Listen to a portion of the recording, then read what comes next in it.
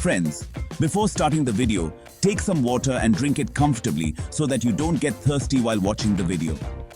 Now that you have drunk the water, let's move ahead. Friends, this water, which we use in abundance from making electricity to running the house, this water is more important for us than petrol in the world. Because once you will not be able to use vehicles without petrol, then your feet are available to walk. And even if electricity is not produced, you will survive as it is. But instead, if there is no water, then your survival will be 100% impossible. And this is also applicable in the case of space. When scientists have to send any creature into space, they are not worried about fuel, nor about technology, nor about their spacecraft. Rather, before going to any cosmic entity, their first concern is water. This water and a little oxygen is the thing that is stopping us from going to Mars and the Moon. Otherwise, if these two things were available, then it would not be a big deal for humans to go to such planets. And we would have probably made a well-developed civilization on the Moon decades ago and years ago on Mars. But if there are two elements that block this whole plan in the middle, then it is only water and oxygen. Friends, where different scientists from all over the world were trying to find a solution to how to efficiently arrange water on the surface of the Moon, at the same time, almost everyone was looking at NASA at high speed. Because there is no doubt that 90 out of 100 revolutionary discoveries are always made by NASA of America. And because of this, people believe this time too that NASA will win this race. But in the meantime, the Polytechnic University of Milan surprised the whole world with consultancy advice from the European Space Agency and the Italian Space Agency. After analyzing the surface of the Moon, a method was invented with the help of which the possibility of water coming out of every inch of the Moon's surface will be obvious. Polytechnic University of Milan's Professor Michel Lavagna, who was the researcher of this collaborative team, told the media that this procedure of removing water from the surface of the Moon will be of only two steps. The procedure, which is currently used in industrial chemistry applications on Earth, and our problems will be solved in those two steps. The classification report of Moon topography and lunar dust has found that lunar soil is made up of about 50% silicon and iron oxide. Apart from this, about 26% oxygen is also present in the lunar soil in abundance, and the rest in a small amount of other elements which are present at the level of name only. When scientists used this data to make artificial lunar soil and heated the soil in the furnace at a temperature of about 1000 degrees Celsius, they got to see a lot of positive results. In fact, in this whole procedure, simulated lunar soil was heated in the presence of hydrogen and methane. And so that the reaction is fast and solid, lunar soil vaporizes and oxygen-rich materials are directly sublimated and converted into gas. Now in the next step, the residual methane and other gases are separated from the sublimated vaporized form by the catalytic converter.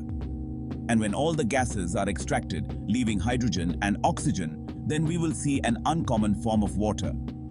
Now, it is obvious that after going through so many extractions, chemical procedures, combinations, there will be a slight difference in the taste of this water and its properties compared to the distilled water found on Earth. Therefore, to check whether it is safe or not, 12 different types of tests were done and 6 people were given this water. When this water passed all the tests and the people who were given this water did not see any kind of side effect, then finally it was confirmed that even though there was a difference between the water found on Earth and this extracted water was declared drinkable. But there is one more unique thing about this mission that makes it even more special. Now, the best thing about this whole experiment is that not a single element will go to waste. If there are continuous chemical reactions and experiments being executed continuously in a machine, then it is not necessary that we will get clean water every time. In fact, sometimes it may happen that the water we are getting may go wrong 1 or 2 times out of 100 in the extraction process.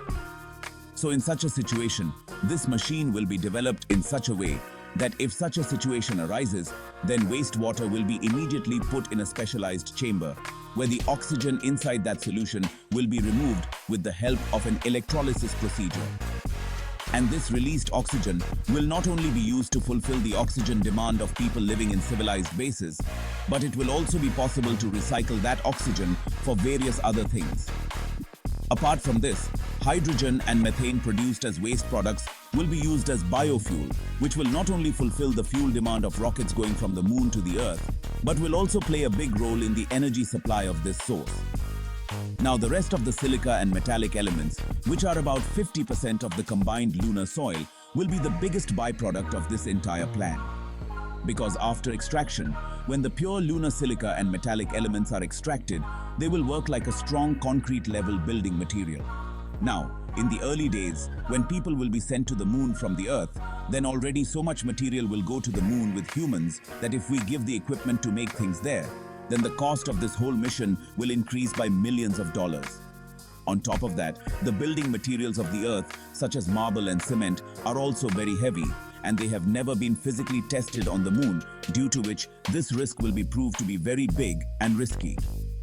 Now, instead of the building materials found on Earth, if we use silica on the moon as a building material, then it will not only be used for many times stronger and harder construction on the moon's surface than the cement and concrete present on our Earth, but it will also reduce the weight of the money spent on space science projects and the goods going into the rockets. And not only will we save money from this, but the time of delivery of things will also be many times less. Professor Mitchell Lavagnas has given a lot of updates about this. And he also announced that those people are very close to making such a device that if it is planted on the moon's surface, then after that, by extracting minerals from lunar dust to use them well, that machine will not even need any human interaction. Rather, that machine itself will be so capable that by extracting water and storing it in the right place, it will also be able to properly utilize waste products. And the most important thing is that the machine will be able to do this work day and night without stopping, only with the help of solar energy coming from the sun. Our science, which is developing its off-world experiences, is really going to surprise. Just last year, in April 2021, NASA publicly announced that the Perseverance rover had completed the process of extracting breathable oxygen for the first time in history by a human machine on Mars. That too with an experimental instrument called MOXIE, which was attached to that rover only for testing. NASA has also postponed its mission to send humans to the moon by 2024. And somewhere this decision proved to be good. Because in the meantime, space agencies from different countries other than NASA are also contributing greatly to space science by progressing technology. It is still 2 years away from the official mission to send humans to the moon. And what else will we get to see in these 2 years? This can only be told by our future. By the way, what do you think? When will we be able to take the next step on the moon? Do tell us your opinion in the comment section below. Now, before leaving, answer my question at the end of the video. Which spacecraft of which space agency was the first to discover water on the moon? Write your answers in the comments below. I hope you have learned a lot from today's video. If you have learned, then like this video and share it with your friends and family. If you want to see more interesting videos on this channel, then subscribe to this channel and turn on the notification bell so that you can watch our videos first. Till then, bye.